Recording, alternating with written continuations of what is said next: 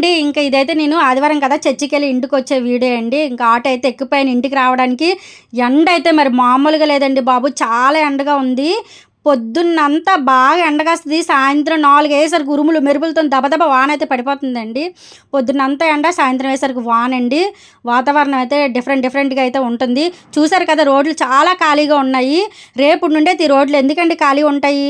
ఈరోజు ఆదివారం కాబట్టి. ఇంకా అందులో దసరా సెలవులు ఫినిష్ అయిపోయి, సోమవారం ఇంకా మరి అందరూ స్కూలుకెళ్ళేవాళ్ళు స్కూలుకి, కాలేజీకెళ్ళేవాళ్ళు కాలేజీకి, డ్యూటీలకెళ్ళేవాళ్ళు డ్యూటీలకి.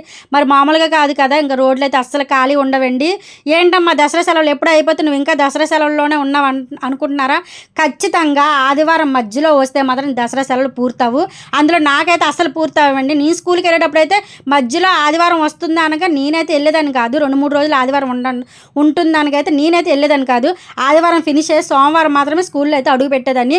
నాలాంటోళ్ళైతే చాలామంది ఉంటారు. కానీ నాలాంటోళ్ళు ఎక్కువ మంది